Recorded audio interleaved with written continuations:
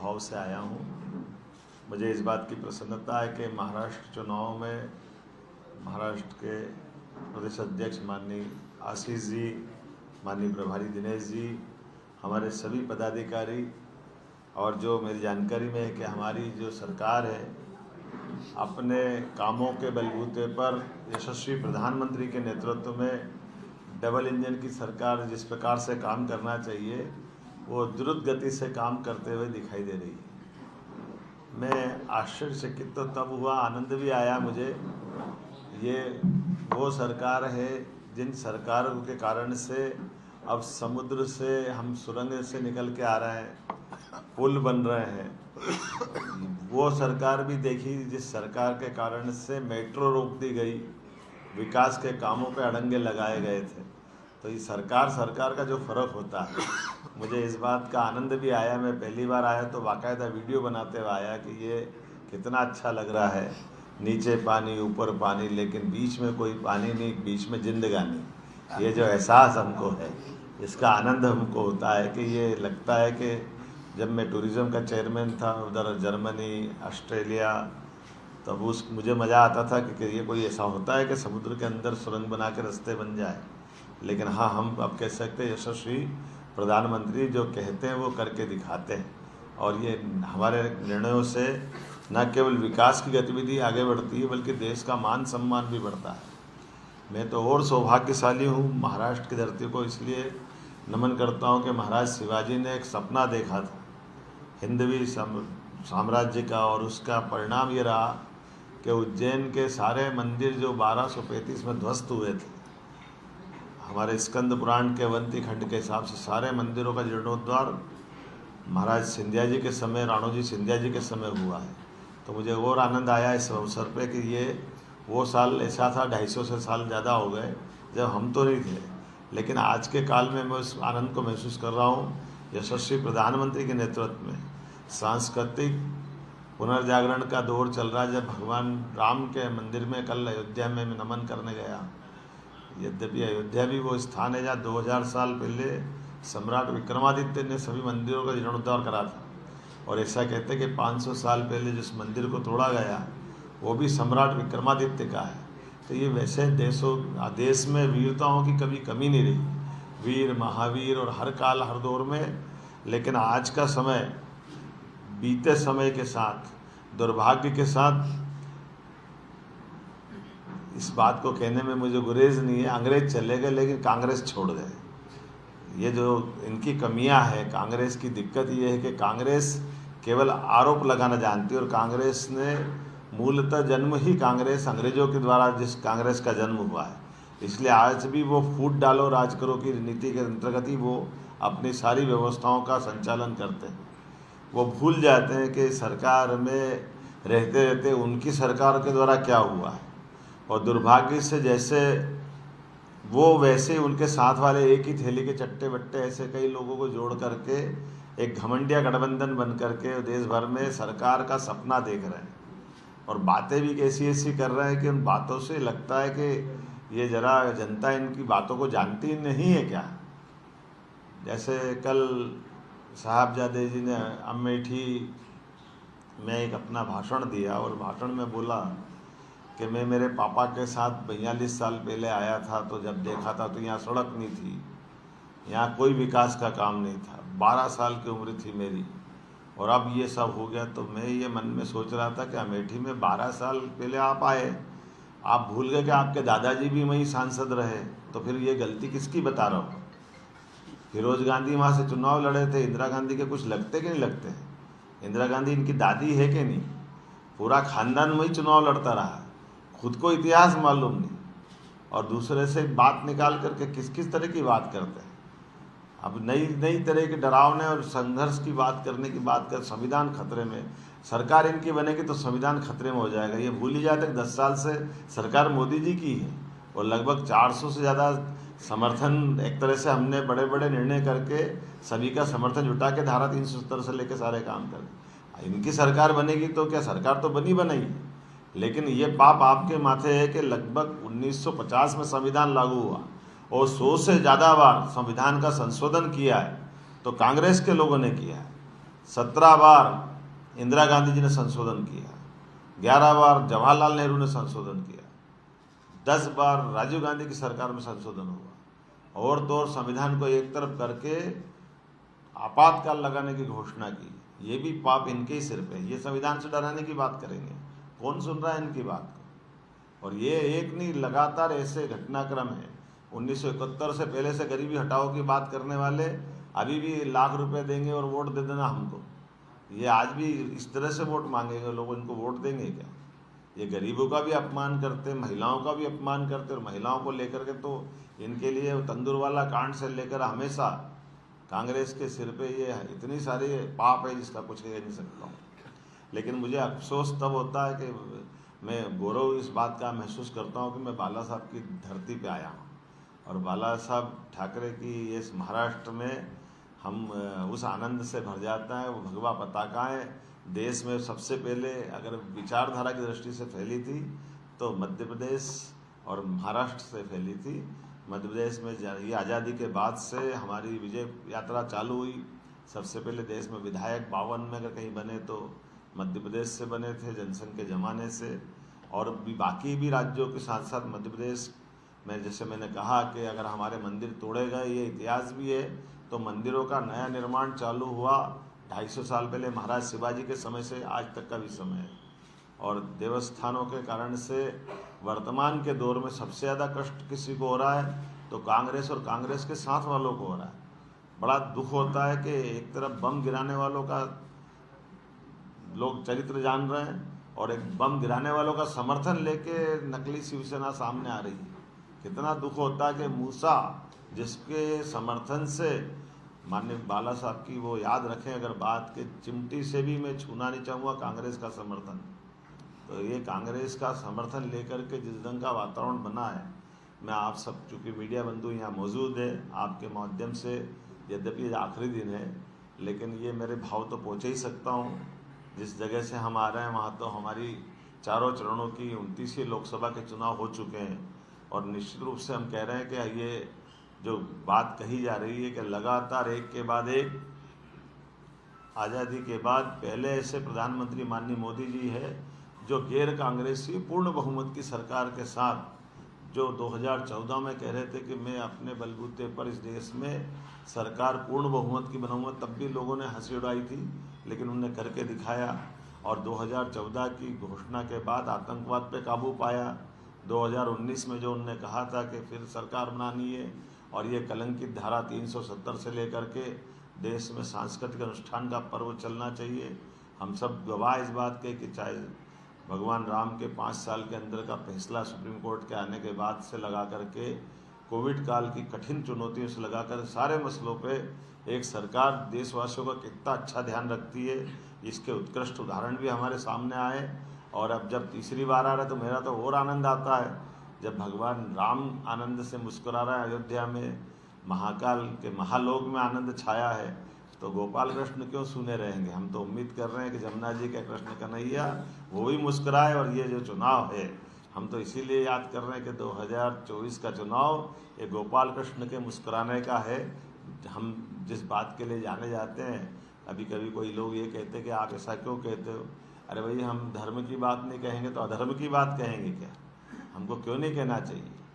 जिस कारण से देश की दुनिया में पहचान है, भारत के लोग दुनिया में कहीं चले जाए और अपने देश का नाम न बताए और लोग पूछे कहाँ से आए तो राम और कृष्ण की धरती से बता दें, तो अपने आप समझ में आ जाएगा कि भारत से आए।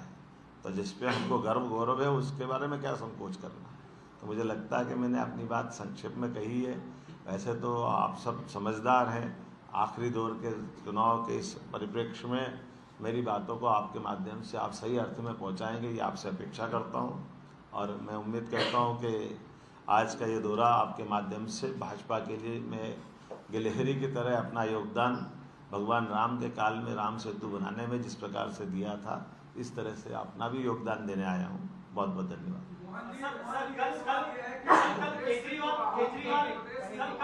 केजरीवाल महाराष्ट्र में थे, मुंबई में थे केजरीवाल, जिस तरह से जेल से बाहर आए हैं वो लगातार ये कह रहे हैं कि जैसे ही एनडीए की सरकार बन जाएगी तो बीजेपी जितने भी अपोजिशन के नेता हैं सभी को जेल में डाल देगी, कहीं ना कहीं सिंपैथी गेन करने की वो कोशिश की जिनसे जाएगी। वो भूल गए केजरीवाल जी, जिनसे वो साथ में गठबंधन करके लड़ रहे हैं, सबको जेल में डालने का अपोजिशन का रिकॉर्ड तो कांग्रेस का है।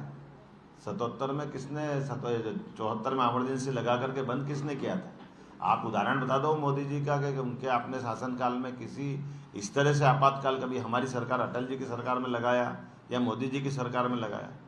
तो उल्टा चोर कोतवाल को डांटे, करने वालों के साथ वो घूम रहे और हमसे पूछ रहे हैं। आपने उनसे पूछे जिनके साथ घूम रहे हैं?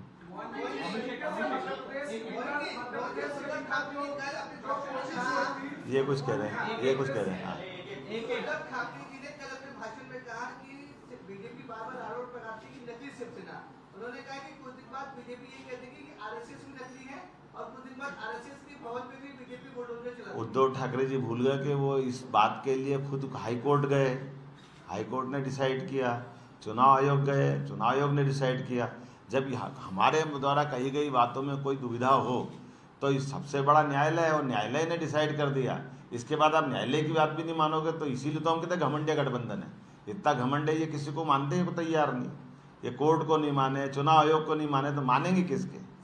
अपने आप मेरा ही कहना, इतनी बात में पूरी बात हो जाएगी ना। वो किसी बात कह रहे हैं, उनको समझना चाहिए ना किसके लिए बात कह रहे हैं। जब हाईकोर्ट ने डिसाइड कर दिया, आप हाईकोर्ट पे प्रश्न उठा रहे हो, आप सुप्रीम कोर्ट तक गए, फैसले का इंतजार करो। जब सुप्रीम कोर्ट डिसाइड कर दे उसके बाद देखना। आप चुनाव के लिए उन ऐसे राष्ट्रवादी संगठन को ला रहे हो जिसका चुनाव से कोई लेने देना नहीं। वो तो हिंदुत्व की बात कर रहा था और हम तो इस बात का गर्व है कि हम सब संघ के स्वयंसेवक हैं।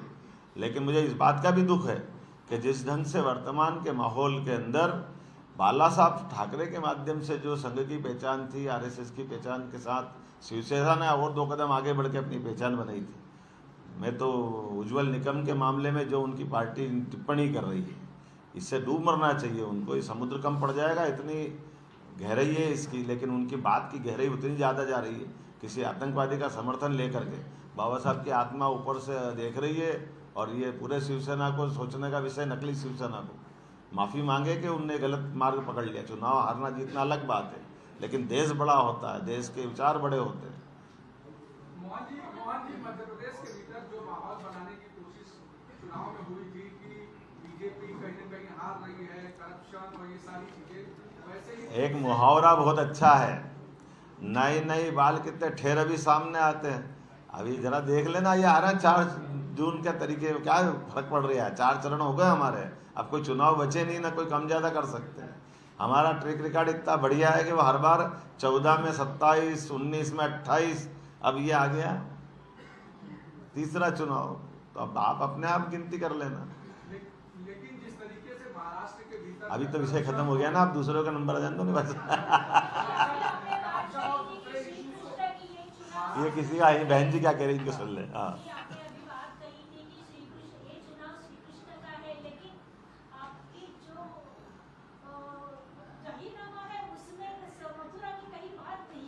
अरे बहन जी कैसी बात कर दी आप। हम तो कह रहे हैं शुरू से जिस बात को लेके चल रहे हैं, हमने अपने सारे तीर्थों को अच्छा बनाने का अभियान चलाया हुआ है। तो मथुरा में तीर्थ नहीं है क्या? आप कैसे कह रहे हो? डेवलपमेंट अथॉरिटी अपना काम कर रही है, जाके देख लो। और लैंड एक्विजिशन से लेके काफ़ी काम हमने कर लिया है, लेकिन हमारा रिकॉर्ड तो वो है।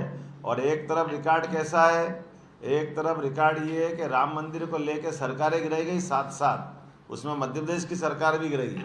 कांग्रेस ने बाबरी ढांचा तो उत्तर प्रदेश में हुआ था, लेकिन मध्य प्रदेश में क्या बिगाड़ा था? ये लोकतंत्र बचाने की बात कह रहे हैं। हिमाचल ने क्या बिगाड़ा था? उत्तर प्रदेश के अंदर घटना घटी थी तो अपराधी को दोष देते। कल्याण सिंह जी की सरकार गिरा के कांग्रेस ने पाप किया था। जो हम कहते हैं कि ये भगवान राम के नहीं, तो जो बात है वो सामने है। ये हाईकोर्ट में भी शपथ पत्र देते हैं कि भगवान राम का अस्तित्व नहीं है। ये राम सेतु के तोड़ने का ऑर्डर भी देते हैं कि राम सेतु की जरूरत नहीं है। अब राम सेतु को तोड़ दोगे तो रामेश्वरम और श्रीलंका का संबंध ही खत्म हो जाएगा। तो अब तो हर एक प्रमाण भी मिटाने लगे, आप शास्त्र भी मिटाने लगे, आप अपने एक घटनाक्रम के आधार पर सरकारें गिराने लगे। और उसके बाद कहते हम भी राम वाले, तो जनता तो देख रही है कहाँ के राम वाले हो। आपने कभी राम को स्वीकार नहीं किया, आपने सदैव राम का अपमान किया है। और तो और अभी भी जितने कांग्रेस के लोग, मैं गारंटी ले सकता हूँ, एक भी आदमी जाकर के राम मंदिर के सामने फोटो खिंचाने से भी क्यों डर रहा है? आप उत्तर प्रदेश चुनाव लड़ने जा रहे हो, अयोध्या में जाके प्रणाम करो ना भगवान के मंदिर पे। लेकिन आपको लगता है कि हमारा वोट बैंक खसक जाएगा, तो वोट बैंक तो खसक ही गया इस चक्कर में। भगवान राम के नहीं तो किसी काम के नहीं। मोहन यादव जी, मेरा सवाल है, वीर सावरकर महाराष्ट्र की धरती से आते हैं। महाराष्ट्र की जनता भावनात्मक तौर पर जुड़ी हुई है वीर सावरकर से। इस हद तक ये चुनावी मुद्दा भी है। महाराष्ट्र की धरती नहीं, पूरा देश ही जुड़ा है। मैं महाराष्ट्र के परिप्रेक्ष्य बेटा पूरे देश ही जुड़ा है। और जी, आपसे थोड़ी देर पहले शरद पवार एक प्रेस कॉन्फ्रेंस कर रहे थे और उन्होंने ये स्टेटमेंट दिया कि चूंकि ये चुनाव केंद्र के हैं, इसलिए इस चुनाव में सावरकर कोई मुद्दा नहीं। इस पर आपकी प्रतिक्रिया? बहुत दुर्भाग्यपूर्ण है। यही तो हम भी कहते हैं कि सदैव से वीर सावरकर जी को वीर सावरकर की बजाय कितनी गालियां देते रहे हैं घमंडिया गठबंधन के लोग। कांग्रेस उसकी अगवा कर रही है, नेतृत्व करने वाले हैं। जिन जिन ने वीर सावरकर जी ने जीते जी 2-2 बार काला पानी सजा काटी, इस देश के हिंदुत्व के लिए कितना बलिदान किया। लेकिन ये बाला साहब के भी नहीं हुए, ये सावरकर जी के भी नहीं हुए, ये केवल कुर्सी के भूखे। मुख्यमंत्री जी, जैसे कि संजय राउत ने कहा सावरकर जी को आप चुनाव में आगे लाते हैं, क्या उनको आपकी सरकार भारत रत्न क्यों नहीं देती? उनकी सरकार देती कि नहीं देती, लेकिन वो किनके साथ बैठे जो सावरकर जी को गाली बक रहे हैं? वो अपने अंदर झांक के देखे। सावरकर जी का सदैव सम्मान अगर किसी ने किया तो भारतीय जनता पार्टी ने किया, जनसंघ के जमाने से करते आ रहे हैं। लेकिन सावरकर जी के पूरे किए कराए पे पानी फेरने का काम किसी ने किया है तो यही कांग्रेस वाले हैं। जैसे बाबा साहब अम्बेडकर को जीवन भर चुनाव नहीं जीतने दिया, बाबा साहब के अम्बेडकर संविधान का अपमान करने की बात कर रहे हैं और ये कह रहे हैं संविधान बाबा साहब ने नहीं बनाया था, नेहरू जी ने बनवाया था। तो बाबा साहब क्या किराए पे थे क्या? कितनी गंदी बात सोचते कांग्रेस वाले। बाबा साहब ने अपनी जीवन की पूंजी सबसे बड़ा काम अगर किया है तो संविधान बना के किया। और कांग्रेस के लोग बाबा साहब का अपमान करते, कांग्रेस के लोग भीमराव अंबेडकर जी से लगा करके वीर सावरकर का जी अपमान करते हैं, अपने ठाकरे जी का अपमान करते हैं और वोट मांगने जनता के बीच जाएंगे। जनता 2 रोटी खाती, सबको समझ में आता है, कोई इनके चक्कर में पड़ने वाला नहीं। थोड़ा है क्या पूछे आपके लिए? हाँ,